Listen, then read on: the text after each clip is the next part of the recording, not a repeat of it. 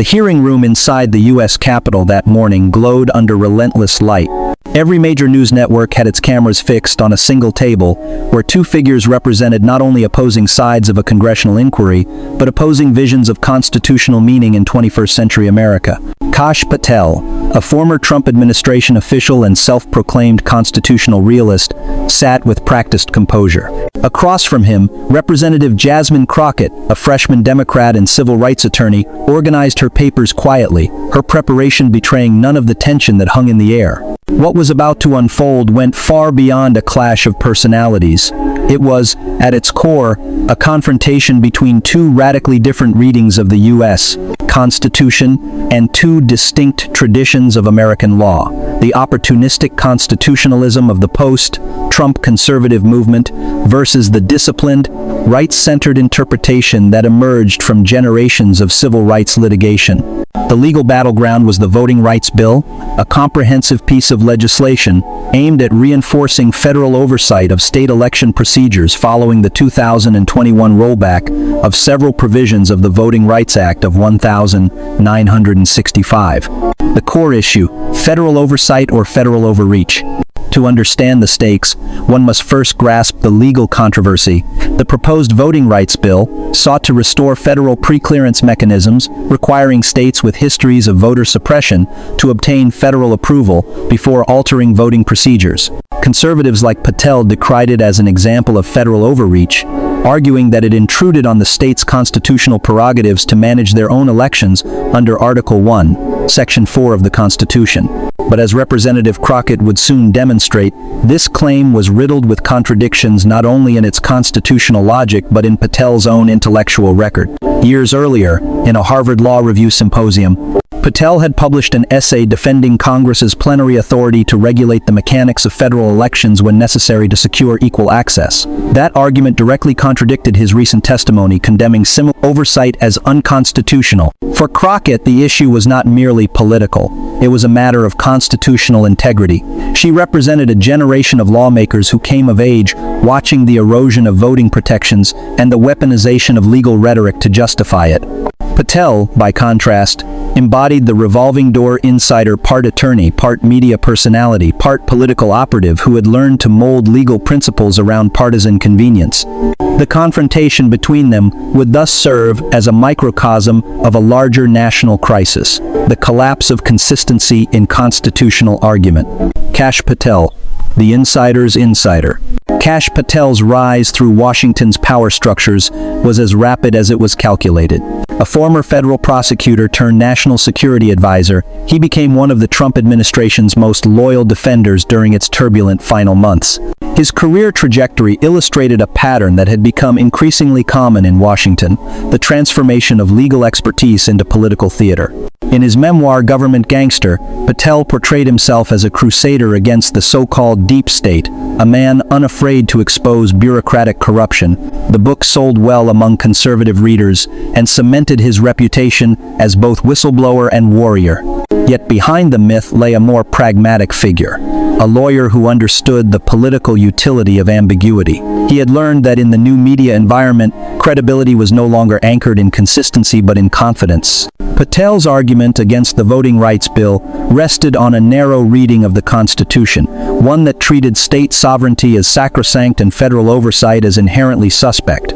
He cited the Elections Clause of Article 1, which states that the times, places and manner of holding elections for senators and representatives shall be prescribed in each state by the legislature thereof, to claim that Congress's regulatory role should be minimal and deferential. In televised appearances, he framed the bill as a power grab designed to strip the states of their rightful control. But the record told a different story.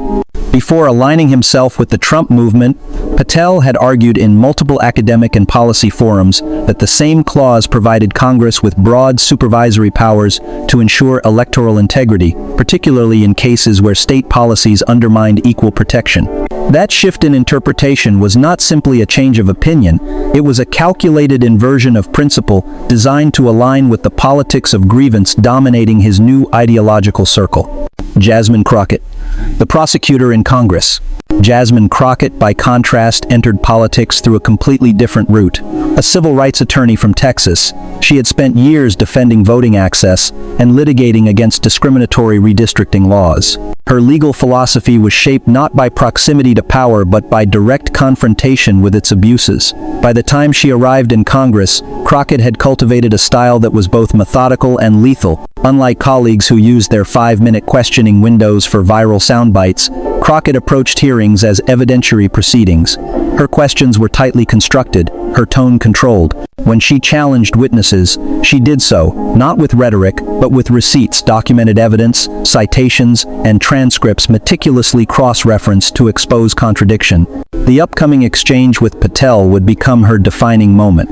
To the public, it looked spontaneous, the kind of viral oversight showdown that occasionally lights up social media. But behind that moment lay months of quiet preparation. Crockett's team had compiled every public statement Patel had made on constitutional oversight, comparing them line by line with his academic writings, legal memos, and prior testimony. The result was a map of inconsistencies, so precise that any attempt at deflection would collapse under its own weight. The broader constitutional context. At the heart of this confrontation was an ancient tension in American constitutional design, the division of power between states and the federal government. Since the early republic, the balance between state autonomy and national authority had oscillated with the political winds. The Voting Rights Act of 1965 marked a decisive assertion of federal supremacy in protecting voting access, justified under both the 15th Amendment and the Elections Clause. However, in Shelby County v. Holder, 2013, the Supreme Court invalidated the pre-clearance formula that had enabled federal oversight for decades. In the wake of that decision, numerous states enacted restrictive voting laws under the banner of election integrity. The new voting rights bill sought to restore the old balance, re-establishing federal scrutiny where evidence of discrimination persisted. Patel's critique that the bill represented unconstitutional centralization echoed familiar states' rights arguments from earlier eras. Yet what made his position untenable was his own documented reversal. In a 2010 article, Patel had written that Congress retains ultimate authority to intervene in state election procedures when necessary to secure the uniform application of federal voting standards. Crockett's team had that sentence highlighted, printed, and ready. The coming collision. In many ways, the confrontation was inevitable. Patel's career had been built on controlling narratives. Crockett's strength lay in dismantling them. One wielded ambiguity like armor, the other used clarity as a weapon. When the hearing commenced, the imbalance of preparation was invisible until it wasn't. For Patel, the hearing was supposed to be routine. He would reaffirm his commitment to constitutional fidelity, denounce federal encroachment, and emerge with another viral clip for conservative media. What he had not anticipated was facing an opponent who had not only read his book, but also cross-checked it against official call logs, deposition transcripts, and his own prior statements under oath. Crockett's approach was not to debate interpretation but to expose inconsistency, to demonstrate that Patel's constitutional reasoning shifted in direct proportion to political convenience. She understood that the most devastating form of accountability in Washington is not moral outrage but factual contradiction. From legal theory to political theater. By the time the gavel sounded and the chair recognized Representative Crockett for her questioning, the ideological contrast between the two could not have been sharper. Patel represented the evolution of legal advocacy into brand management, the lawyer as influencer. Crockett embodied the reemergence of substantive oversight, the legislator as fact-finder. The public may have viewed the exchange through the lens of political spectacle, but its implications ran deeper. This was a referendum on intellectual integrity in American law, a test of whether constitutional interpretation would remain tethered to principle or dissolve into performance. In the moments leading up to her now famous question, Crockett's demeanor was almost disarmingly calm. She didn't raise her voice. She didn't posture. She simply began to establish a factual record, brick by brick, contradiction by contradiction. What began as a discussion of voting rights would soon expand into a comprehensive exposure of how political convenience corrodes constitutional meaning. Conclusion: the stage before the strike. The early phase of the hearing felt procedural, even dull until Crockett subtly shifted gears. What followed, captured live by dozens of cameras, would be replayed millions of times across the nation. But before that defining moment, the groundwork had already been laid. The contrast between Patel's self-assured media persona and Crockett's methodical prosecutorial precision symbolized a broader divide within American governance. One between those who treat constitutional law as a political tool and those who treat it as a moral commitment. The tension inside the Oversight Committee chamber was subtle but unmistakable. What had begun as a routine line of questioning was quietly evolving into a forensic deconstruction of Kash Patel's credibility. Representative Jasmine Crockett's style was surgical. No grandstanding, no theatrical gestures, no raised voice. Instead, she advanced like a trial attorney cross-examining a witness who had just realized the defense had misfiled its own evidence. Her method would later be dubbed by commentators as the "brought the receipts" strategy, a phrase that originated in digital activism but, in Crockett's hands, became a disciplined instrument of congressional oversight. She did not accuse Patel of inconsistency, she demonstrated it, using his own written words as the instruments of exposure. 1. The foundation of the strategy. Receipts as evidence, not rhetoric. In a political era saturated with performance, the term receipts has often been reduced to meme culture shorthand for screenshots or viral proof, but Crockett restored it to its legal origins as documentary evidence establishing factual contradiction. Each receipt was an exhibit, each question a structured test of credibility. Crockett's approach relied on three sequential principles. Document the shift. Identify an explicit statement made by the witness in a prior context. Establish the contradiction. Present a current statement that directly conflicts with that prior claim. Frame the question as a dilemma. Ask in a way that any answer either confirms dishonesty or reveals intellectual inconsistency. She had learned this rhythm in the courtroom long before she entered Congress. The difference, however, was that this time her audience was not a jury of 12, but the entire American public watching online. 2. The opening question. Framing the battlefield. Crockett began with something deceptively simple, a procedural question about Patel's interpretation of Congress's constitutional authority. Mr. Patel, she asked evenly, do you still believe that Congress possesses the power to regulate federal elections when necessary to protect equal access? Patel, confident and practiced, replied smoothly, Congress has a limited role under Article 1, Section 4. It cannot intrude upon the state's sovereign administration of elections beyond procedural guidance. Crockett nodded as if in agreement, then reached for a printed page. I'd like to enter into the record a statement made by Mr. Patel in 2010, published in the Harvard Law Review Symposium on Electoral Reform, which reads, quote, Congress retains plenary authority to regulate federal election mechanics when state practices compromise the equal protection of voting rights. A faint rustle moved through the room. Crockett waited, letting the silence sharpen the contrast.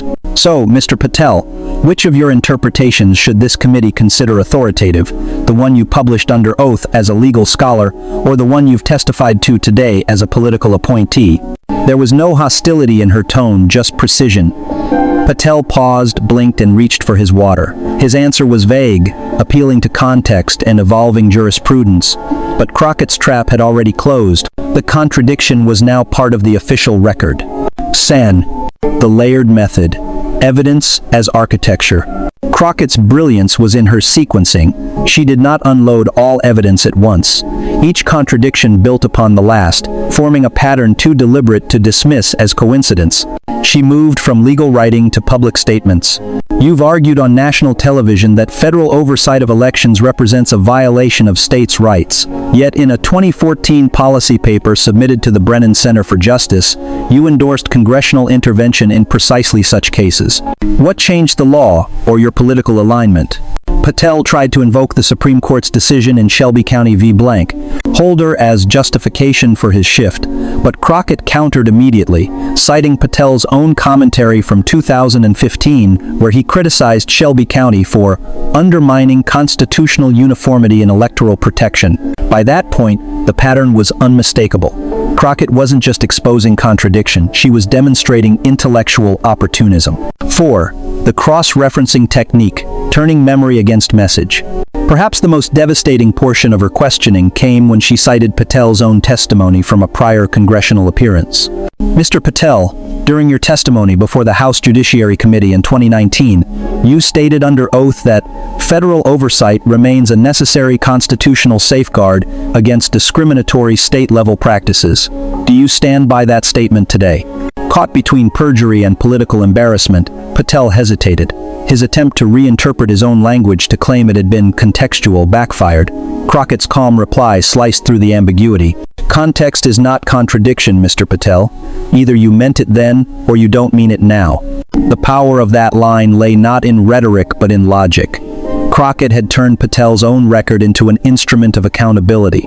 Every deflection deepened the perception that he was attempting to rewrite his intellectual history in real time. 5. The role of audience. Legal theater meets public pedagogy. Crockett's mastery extended beyond the substance of her questioning. It lay in her awareness of audience. She understood that congressional oversight, while formally procedural, is also pedagogical. It teaches the public how to read power. By structuring her questioning around primary evidence, she transformed what could have been a partisan exchange into a civic lesson. Each document she referenced became an exhibit in a national classroom. Legal scholars later praised her for operationalizing transparency, making the mechanics of accountability visible to ordinary viewers. Cable commentators focused on the drama, replaying the moment when Patel stumbled. But within legal circles, the hearing was recognized as an advanced demonstration of constitutional argumentation through empirical contradiction, a method that bridged advocacy, education, and exposure. 6. The philosophical undercurrent. Truth as consistency. At the core of Crockett's strategy lay a philosophical assertion that truth in constitutional interpretation is not about opinion but about consistency over time. The Constitution, she argued implicitly, is not a mirror for one's politics but a measure of one's integrity. To invoke it selectively is to undermine the very rule of law it represents. By methodically juxtaposing Patel's earlier writings with his current testimony, Crockett forced the nation to confront a painful question. When did constitutional argument become a form of branding? This was not merely a political skirmish. It was a referendum on intellectual honesty in public life. 7. The turning point. The question that broke the facade. The moment that made headlines came 40 minutes into the exchange. Crockett leaned slightly forward, voice steady. Mr. Patel, you've spent this hearing insisting that Congress has no authority to regulate the conduct of federal elections. Yet, in your own 2010 paper, you justified federal oversight by citing Section 5 of the 14th Amendment, which explicitly empowers Congress to enforce equal protection through appropriate legislation. So tell us plainly, were you wrong then, or are you being disingenuous now? It was the question he could not answer. The silence that followed stretched long enough for the cameras to capture his hesitation. Patel's face tightened. He shifted papers, searching for a line of retreat, but there was none. Every available defense contradicted another part of his own record. Crockett did not gloat, she simply waited, embodying the discipline of a lawyer who knows the record speaks louder than indignation. Within hours, clips of that single exchange went viral under the tag number "Receipts Matter." But beyond social media, constitutional scholars and political journalists recognized something rarer, a member of Congress using evidence, not outrage, to restore accountability. 8. The broader significance. Restoring the architecture of oversight. Crockett's questioning revealed something essential about the function of democratic oversight in the digital era. When public discourse is dominated by rhetoric, receipts documented consistency become the last defense against disinformation. In exposing Patel's contradictions, Crockett was not merely defending a legislative bill, she was defending the epistemological foundation of democracy, the idea that words, once recorded, carry enduring meaning. Her technique also redefined the optics of congressional confrontation. Historically, the most memorable oversight moments, Joseph Welch confronting McCarthy in 1954, Barbara Jordan's Watergate speech in 1974, derived their power from moral conviction. Crockett's intervention added a new dimension: documentary accountability in the age of selective memory. 9. Patel's collapse and the reaction spiral. After the hearing, Patel attempted to reclaim the narrative. On conservative media outlets, he accused Crockett of academic ambush and context manipulation. yet each rebuttal only amplified the visibility of the original contradictions. Major newspapers fact-checked his claims and found them misleading. Legal experts dissected his evasions in detail. Professor Lawrence Tribe wrote that Patel's testimony demonstrates the erosion of constitutional coherence when legal argument becomes a tool of political self-preservation. Meanwhile, Crockett's poise earned widespread praise, even from ideological opponents who conceded the precision of her evidence-based questioning. In effect, Patel had walked into a rhetorical duel armed with slogans, while Crockett arrived with a complete archive. 10. The deeper lesson: consistency as constitutional virtue. The confrontation's legacy extends beyond partisan spectacle. It reaffirmed an older American ideal that constitutional argument, to be legitimate, must be internally coherent. When public officials abandon consistency, they don't just betray principle, they erode the very grammar of law. Crockett's receipts thus became more than documents, they became symbols of intellectual accountability. In a political environment increasingly defined by narrative manipulation, her insistence on textual integrity represented an act of civic resistance. 11. From receipts to reform. In the aftermath, Crockett introduced a procedural resolution proposing that all congressional witnesses submitting testimony must also disclose prior public writings related to the subject under investigation. The proposal, though modest, sought to institutionalize the principle that records matter. The resolution was unlikely to pass in a divided House, but symbolically, it marked an evolution in oversight philosophy from reactive interrogation to proactive documentation. Her initiative was an implicit rebuke to the culture of selective amnesia that had permeated political discourse. 12. The symbolism of the exchange. To many observers, the visual contrast between the two figures became emblematic. Patel, representing an era of strategic equivocation. Crockett, embodying the resurgence of fact-based governance. Their interaction distilled a broader crisis, the replacement of intellectual discipline with ideological performance. When Crockett said, "Context is not contradiction," she wasn't just addressing Patel, she was articulating a principle for an entire generation of lawmakers who had grown accustomed to relativism. Her phrase would later appear on posters, editorials, and legal symposium banners, crystallizing a cultural moment in which facts reclaimed moral authority. 13. The constitutional echo. Ultimately, what made Crockett's performance so consequential was its resonance with the Constitution itself. The founders designed congressional oversight as a mechanism to expose contradiction, to ensure that no branch or official could rewrite the truth without record. Crockett's meticulous documentation revived that function in its purest form. Her confrontation with Patel was not about partisan victory, it was a restoration of constitutional literacy in an age of political amnesia. Conclusion: receipts as the modern form of truth. In the end, Patel's downfall in that hearing was not caused by rhetoric or partisanship, but by the inescapable gravity of his own words. Crockett's method demonstrated that in the arena of democratic accountability, truth is not a matter of persuasion but of preservation, preserved through documentation, consistency, and memory. Her "brought the receipts" strategy now stands as a model for future oversight, a reminder that when the language of the Constitution is twisted for political expedience, the most powerful response is not louder speech, but documented contradiction. What Crockett achieved was not simply the exposure of one witness's inconsistency. It was a reassertion of the constitutional order itself, the principle that, even amid the noise of modern politics, truth can still be proven, word by word, line by line, receipt by receipt. The Crockett-Patel confrontation did not end when the gavel fell.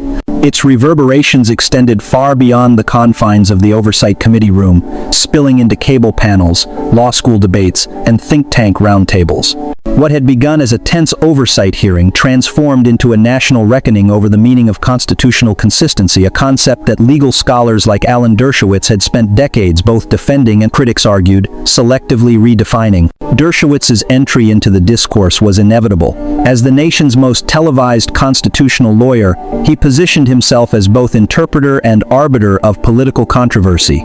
Yet his reaction to the Crockett-Patel exchange revealed a deeper crisis within American legal commentary, the erosion of stable interpretive standards under the pressure of partisan identity. 1. The Dershowitz dilemma. When constitutional defense becomes performance. When CNN invited Professor Alan Dershowitz to comment on the exchange, the network expected academic nuance. Instead, viewers witnessed a familiar spectacle, Dershowitz defending the principle of contradiction as a natural outcome of constitutional dynamism. The Constitution, he argued, was designed to be interpreted contextually. If Patel evolved in his view, that's intellectual honesty, not inconsistency. It was a clever argument, one that reframed Crockett's meticulous documentation as an unfair trap, but the logic was self-defeating. For decades, Dershowitz had criticized others for precisely this kind of opportunistic elasticity, particularly when liberal justices expanded rights protections under the 14th Amendment. His earlier works, including The Genesis of Justice and Rights from Wrongs, insisted that constitutional legitimacy derives from predictable reasoning grounded in precedent. Now, confronted with a conservative witness caught reshaping his views to fit partisan necessity, Dershowitz's defense undermined his own intellectual legacy. Crockett, when asked about Dershowitz's commentary, responded with characteristic restraint. If consistency is now optional in constitutional law, then the Constitution itself becomes optional. Her retort went viral, crystallizing the growing sense among scholars that Dershowitz's televised interventions had drifted from jurisprudence into rhetorical improvisation. 2. Media polarization and the mirage of neutrality. The hearing's aftermath exposed how profoundly media ecosystems shape constitutional interpretation. Conservative outlets portrayed Patel as the victim of a partisan ambush, while progressive networks celebrated Crockett's precision as a rare display of intellectual discipline. But beneath that binary narrative lay something more revealing: the degree to which constitutional debate had become performative rather than deliberative. Cable segments dissected tone instead of content, whether Crockett appeared too prosecutorial, whether Patel was too defensive. The constitutional stakes, the question of federal oversight, the 15th Amendment's enforcement power, the consistency of testimony were relegated to the margins. In this sense, the media's treatment of the exchange mirrored the very pathology Crockett had exposed, a preference for narrative over evidence. Still, a handful of serious commentators recognized the moment's gravity. The Washington Post described Crockett's method as a rare reassertion of the Enlightenment principle that argument is accountable to record. The Atlantic noted that her approach represented a revival of documentary constitutionalism, the idea that democracy is sustained through evidence, not emotion. 3. Legal academia responds: the return of documentary constitutionalism. Within days, law schools and research institutes began circulating excerpts of the hearing as a case study. At Yale, the Program for Constitutional Thought convened a panel titled Receipts and the Rule of Law. The panelists debated whether Crockett's approach signaled a shift from rhetorical to archival oversight, a move from persuasion to proof. Professor Melissa Murray argued that Crockett's style bridged the gap between litigation and legislation, reintroducing evidentiary standards into a branch that had become dominated by soundbites. Others went further, calling it a restoration of constitutional sincerity. This academic resurgence of interest in documentary constitutionalism, the idea that legal credibility must align with the documentary record, traced its lineage to James Madison's insistence that public reason requires a record of reasoning. In reviving that principle, Crockett had inadvertently reopened one of the oldest philosophical debates in American governance, whether law is a function of words or of will. 4. Dershowitz under scrutiny, the double standard exposed.